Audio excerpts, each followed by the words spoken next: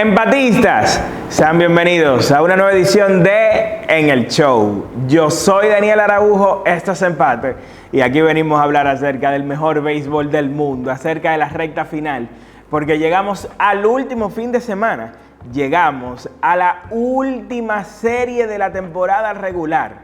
Esta es una serie para cada uno de los equipos que están en la batalla por el comodín, sobre todo, de vida o muerte. Aquí absolutamente todo se decide. Pero antes de hablar de los escenarios que pudiéramos tener este fin de semana, hablemos un poco acerca de algunas marcas que están por concretizarse y que por tanto hay que darle seguimiento. Hay que comenzar hablando primero de Shohei Ohtani. Al momento en el que yo les estoy hablando, esto es grabado viernes antes de la jornada, hay que decir que el fenómeno japonés Shohei Ohtani tiene 144 carreras anotadas. Le faltan 6 para llegar a 150. ¿Usted sabe cuándo fue la última vez que un jugador anotó 150 carreras? En el año 2000. Hace 25 años. Y lo hizo Jeff Bauer. Pero antes de que lo hiciera Jeff Bauer, hay que remontarse a 1950, cuando lo hizo el mejor jugador en la historia de los Medias Rojas de Boston, Ted Williams, en la temporada de 1950. En otras palabras, en los últimos 75 años, bueno, 75 no, hay que remontarse más tiempo todavía, porque hay que ver quién fue el último que lo hizo antes de Ted Williams. En los últimos 80 años, por lo menos, solamente 2 jugadores lo han hecho en el béisbol de las Grandes Ligas. Y Shohei Ohtani busca ser el tercero. Fenomenal en ese sentido. Otro aspecto, otra hazaña a la que debemos darle seguimiento es a Eugenio Suárez. Eugenio Suárez ya empató su marca personal de cuadrangulares con 49, el venezolano, y está a un solo cuadrangular de llegar a 50. Pero lo histórico no es que Eugenio llegue a 50 de por sí, sino que sería el quinto jugador que llega a 50 jonrones esta temporada. En la historia del béisbol de las Grandes Ligas, solo 2 veces, 4 jugadores, bueno, 3 veces con esta, porque ya en esta se concretó 3 veces, 4 jugadores conectados 50. En el 98, Sammy, Maguire, lo hizo Greg Bond y lo hizo Ken Griffey Jr. esa temporada. Pero ya eventualmente en el 2001, lo hace Barry Bonds, lo hace Alex Rodríguez, lo hace Sammy y lo hace Maguire. Entonces llegamos a esta temporada donde ya tenemos 4, Cal Raleigh que tiene 60, Kyle Schwarber con 56, Ohtani con 54 y ya recientemente el juez Aaron Judge llegó a 51. Está solo un cuadrangular Eugenio de los 50 de alcanzar una marca que, por ejemplo, Alberto Pujols nunca logró en su carrera, una marca que Manny Ramírez nunca logró en su carrera, y de lograrlo sería la primera vez en la historia que 5 peloteros alcanzan 50 más cuadrangulares en una misma campaña.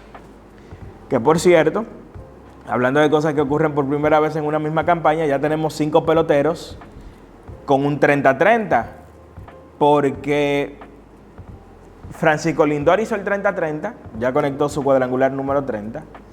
Juan Soto ya hizo el 30-30 también. Vamos a buscar los otros jugadores que han hecho el 30-30 esta temporada.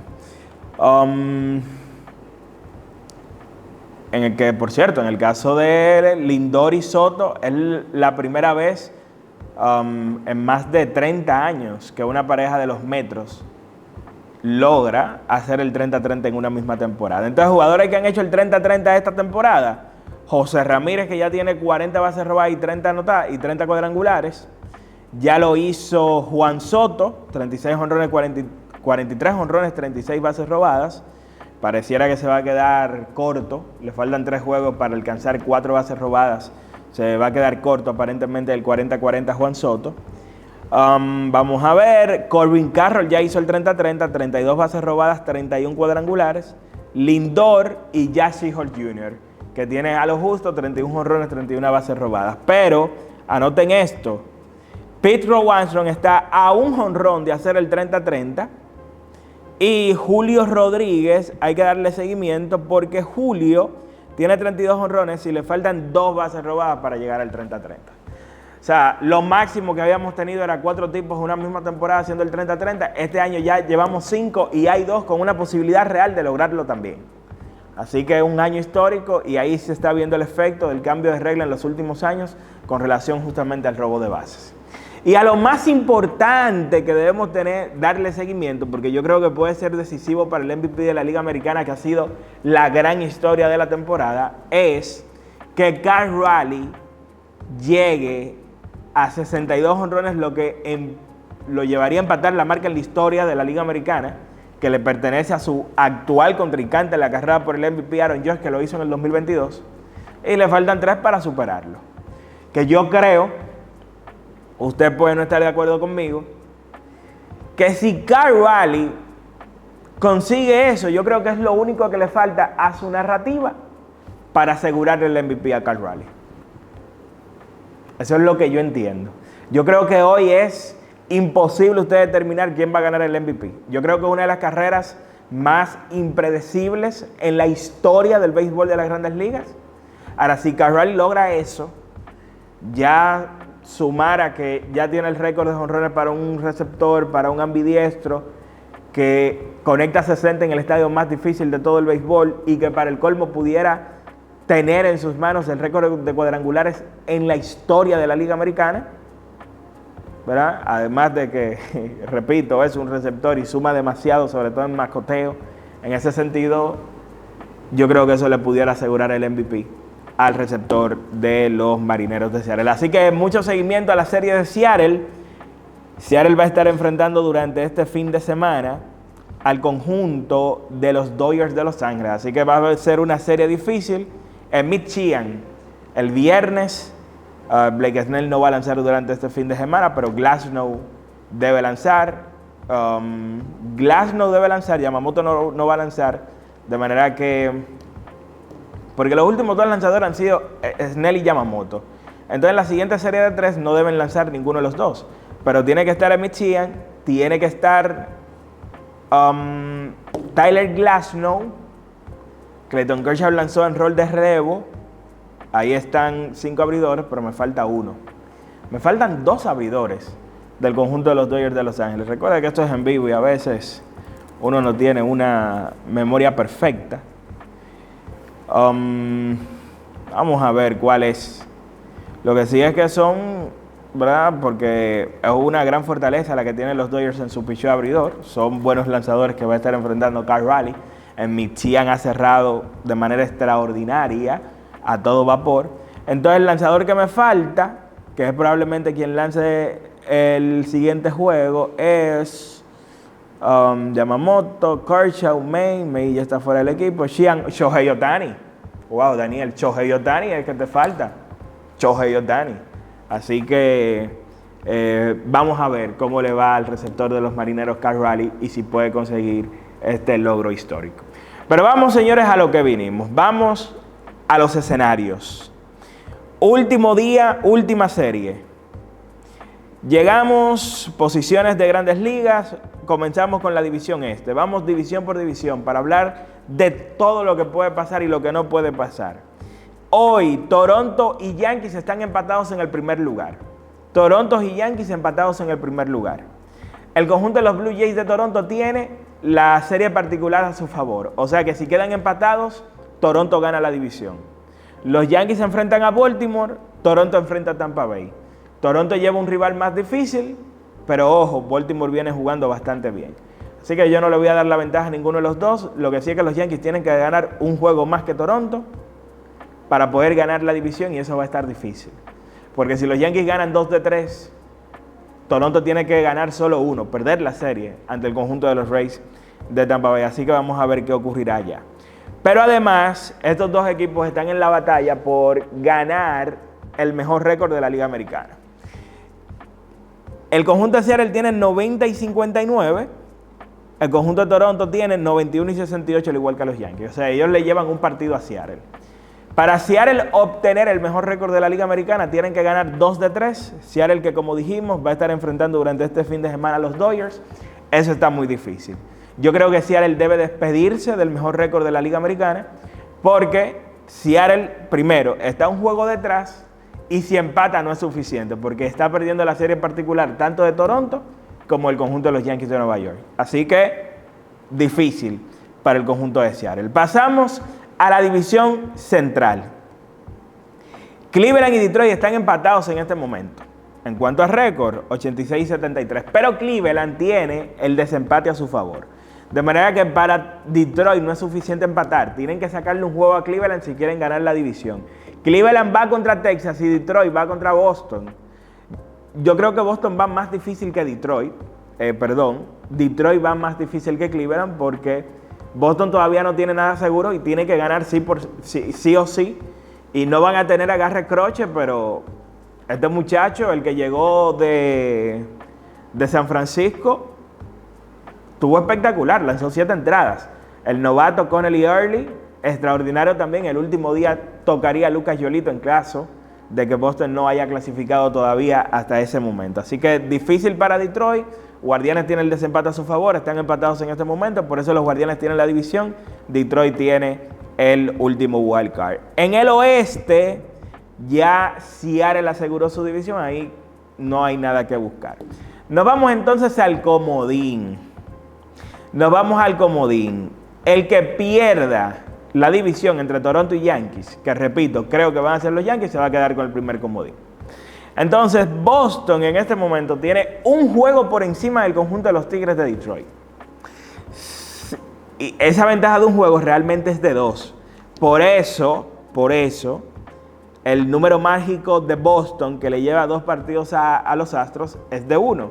Porque si los Astros pierden o Boston gana, ya Boston clasifica. Porque si Houston empata con ellos, Boston clasifica como quiera porque tiene el desempate a su favor. Así que tengamos eso en cuenta. Con una derrota de Houston o una victoria de Boston, el conjunto de los Medias Rojas clasifica, ya sea hoy, mañana o el domingo. O sea, Boston está casi seguro, tiene una probabilidad de clasificar de más de un 95%. Ahora Boston, ¿a quién le gustaría enfrentar? ¿Le gustaría enfrentar a Cleveland o al que gane la división central entre Cleveland y Detroit?